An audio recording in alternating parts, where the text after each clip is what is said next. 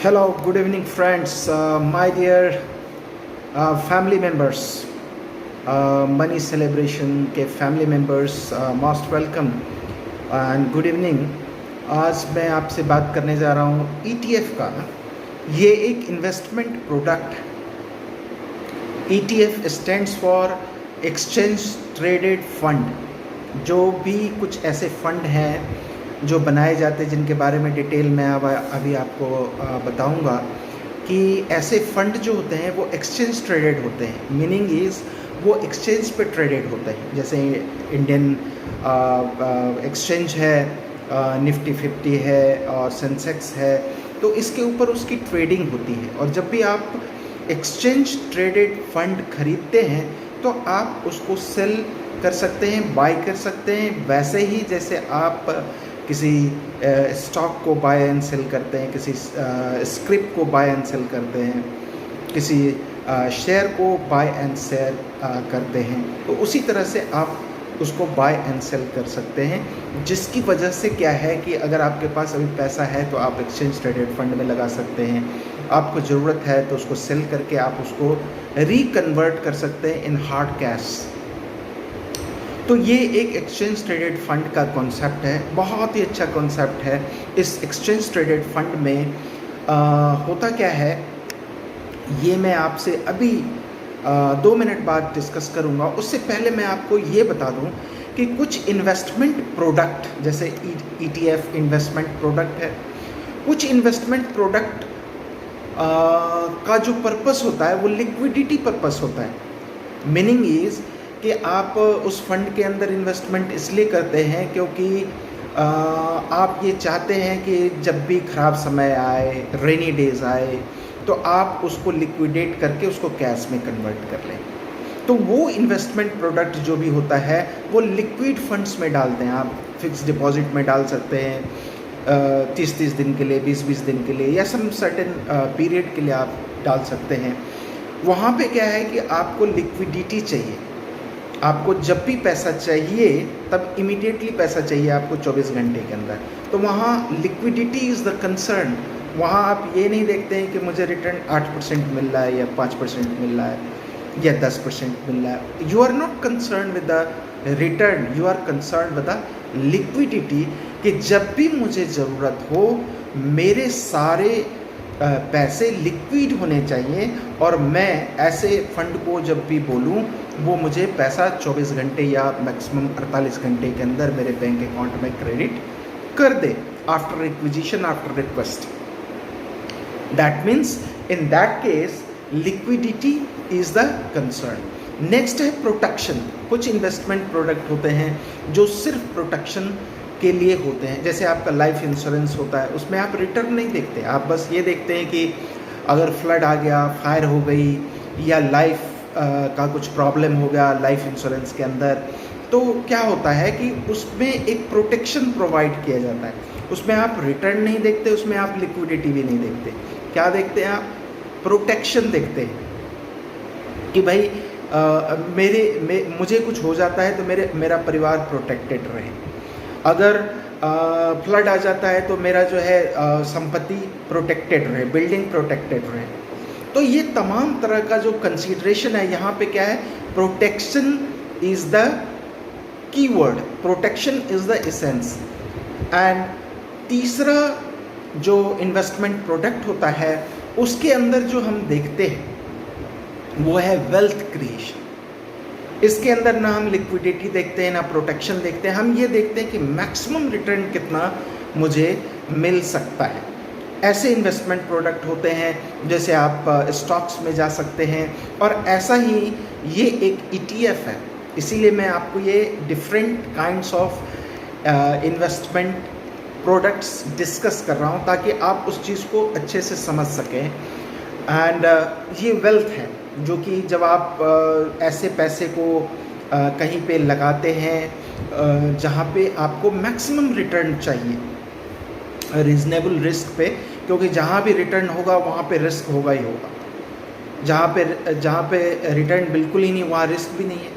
तो ये चीज़ आपको ध्यान रखनी है कि जो मैक्सिमम रिटर्न है वहाँ पे आप कोशिश करते हैं, या मॉडरेट रिटर्न आप देखते हैं और मॉडरेट रिस्क भी देखते हैं आप, तो वो वेल्थ क्रिएशन की कुछ चीज़ें होती हैं, उसमें स्टॉक्स आ जाते हैं और कुछ टू सम एक्सटेंट बॉन्ड भी आ जाता है, तो ये चीज़ हो जाती है। और एक चौथा जो इन्वेस्टमेंट प्रोडक्ट होता है वो मोस्टली एज्ड लोगों के लिए होता है, सीनियर सिटीजन्स के लिए होता है, या जो उम्र के आखिरी पड़ाव पे चल रहे होते हैं उनका होता है।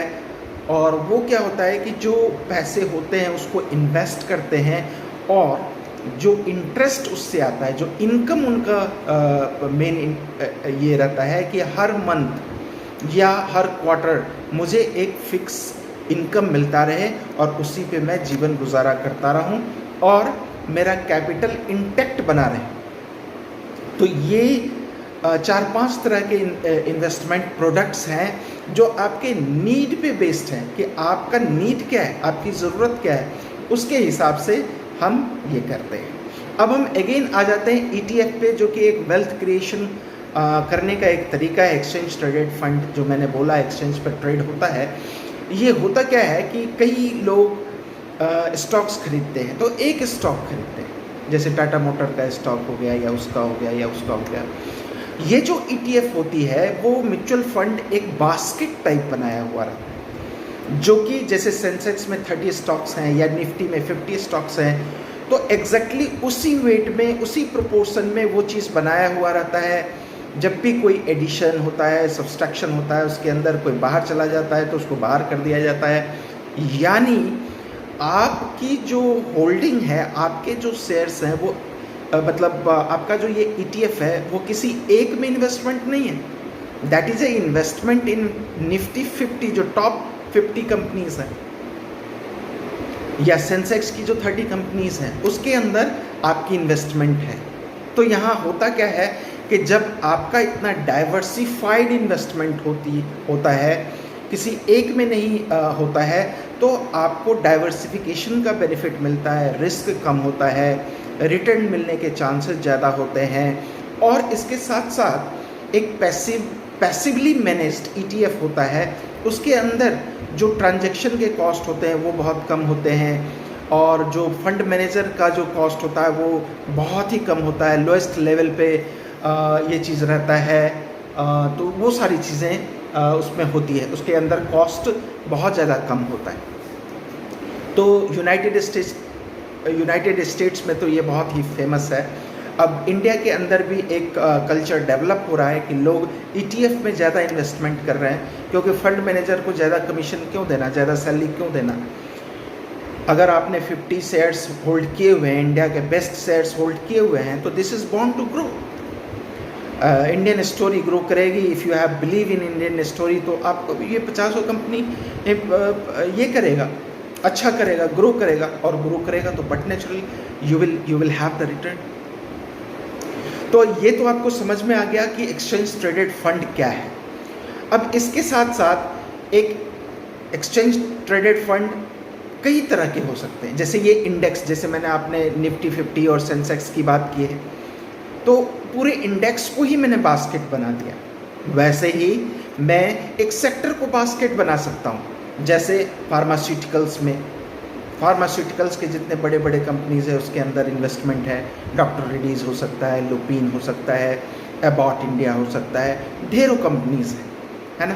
तो उसके अंदर जो है, अगर स्पेसिफाइड उसी सेक्टर के अंदर कोई ETF बना है, एक्सचेंज ट्रेडेड फंड बना है, तो उसको हम सेक्टर ETF करते हैं। फिर बॉन्ड ETF हो सकता है, ये भी एक प्रकार का ETF है।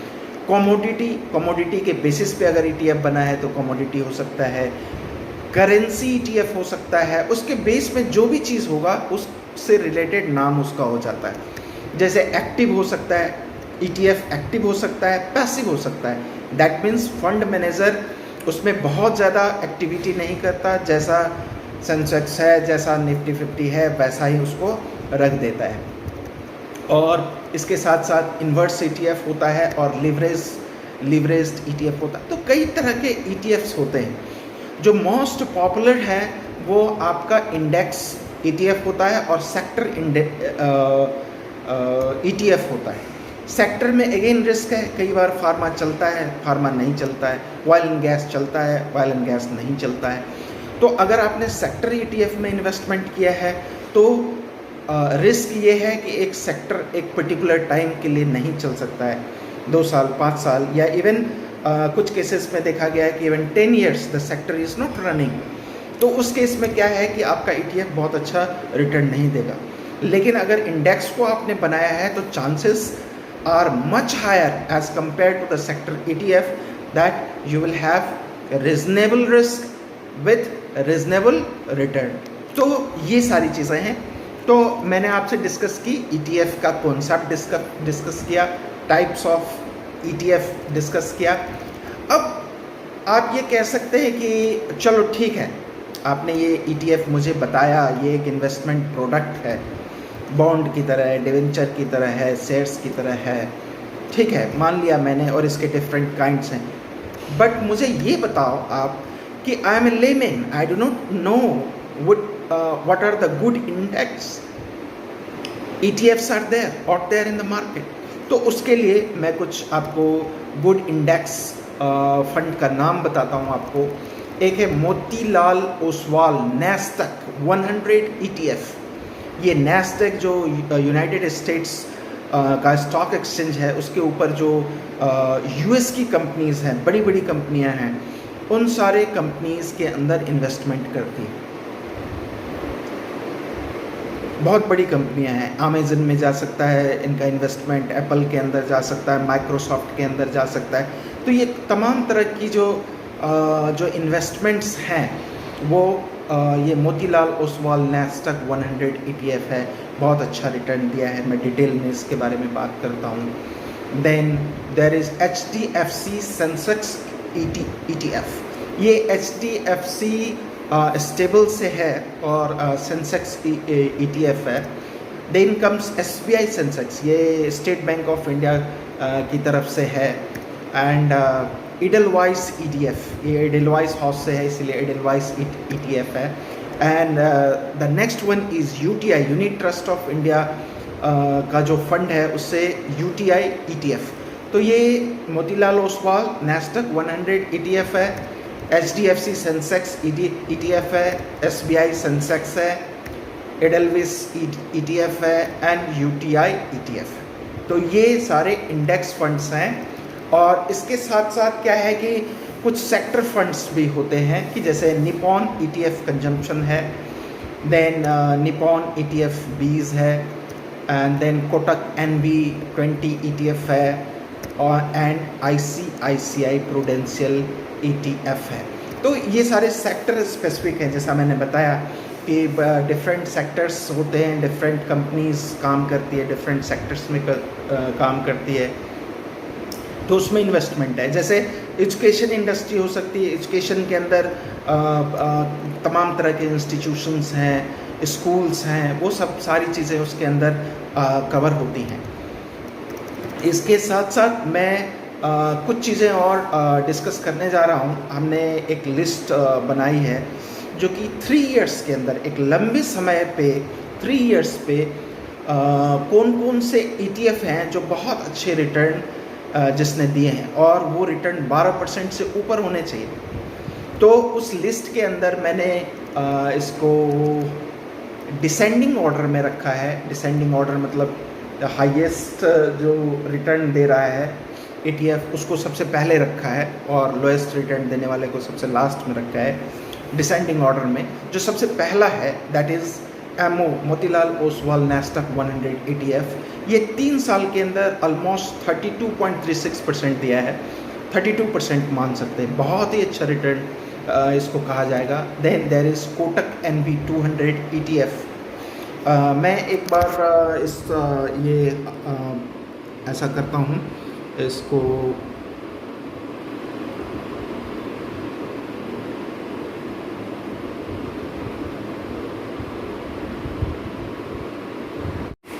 हाँ, तो जैसा मैंने आपसे डिस्कस किया है कि एक जो सबसे पहला है मोतीलाल ओसवाल नैस्डैक 100 ETF, ये 3 साल में 32.36% का रिटर्न दिया है, बहुत ही अच्छा रिटर्न इसका माना जाएगा। And next one comes Kotak NV20 ETF। ये 3 साल में लगभग 17%, 16.95% का रिटर्न आपको दिया है। और आप देख सकते हैं यहाँ पे ICICI प्रूडेंशियल NB20 ETF, ये आपको 16.89 का इसने आपको रिटर्न दिया है 3 इयर्स के अंदर। अगर आप देखें निपॉन ETF सरिया 20, तो ये इसने लगभग आपको 14.5% का रिटर्न दिया है। आप नेक्स्ट अगर चलेंगे LIC MF ETF सेंसेक्स, तो ये 13.74% के आसपास ये आपको रिटर्न दिया है। अगर आप देखें ये 3 इयर्स का रिटर्न है जिसको मैंने हाईलाइट किया हुआ है। और इसके साथ अगर आप नीचे आ जाएं UTI Sensex exchange traded fund, इसने 13.71% का रिटर्न दिया है। इन्वेस्को इंडिया गोल्ड ETF, ये 13.71% का दिया है। एक्सिस गोल्ड ETF, इसने 13.7 समथिंग का दिया है। SBI ETF सेंसेक्स, ये 13.69% का दिया है। एंड इसके साथ अगर देखें तो HDFC सेंसेक्स ETF ने दिया है, HDFC सेंसेक्स ETF ने दिया है 13.68 का। निपॉन ETF सेंसेक्स ने दिया है 13.66% का, ठीक है। और इसके साथ हम Birla sun life gold ETF का आए तो इसमें 13.66% का है। ऐसे ही हम देखें तो इसके बाद है अगर हम इसको देखें यहाँ पे आ गए UTI Sensex exchange traded fund 13.71%। Invesco India gold ETF आप देख सकते हैं 13.71। Axis gold ETF, SBI ETF Sensex, HDFC Sensex ETF, Sensex ETF, Nippon ETF Sensex, Birla sun life gold ETF। तो आप अगर आप इसको मिस भी कर जाते हैं तो आप वीडियो को जो है वो रिवाइंड करके आप देख सकते हैं कि कितना % का इन ETFs ने दिया है रिटर्न। जैसे IDBI gold exchange traded fund ने 13.61% का रिटर्न दिया है। कोटक गोल्ड ETF 13.59 का दिया है। SBI ETF गोल्ड 13.57 का दिया है। कोटक सेंसेक्स ETF 13.47 का दिया है। निपॉन ETF गोल्ड 20 13.38 का दिया है। क्वांटम गोल्ड फंड 13.37 का दिया है। ICICI प्रूडेंशियल गोल्ड ETF, ये इसका हम देखें तो 13.35 का इसने दिया है। Next HDFC gold exchange traded fund 13.32 का दिया है। निपॉन ETF निफ्टी 20 12.89 का दिया है। LIC life ETF CNX Nifty 50, ये है 12.88 का दिया है। ICICI प्रूडेंशियल निफ्टी ETF 12.87 का दिया है। SBI ETF निफ्टी 50, ये 12.86 का दिया है। एडलवाइस ETF निफ्टी 20 12.84 का दिया है। इन्वेस्को इंडिया निफ्टी ETF, ये 12.81 का दिया है।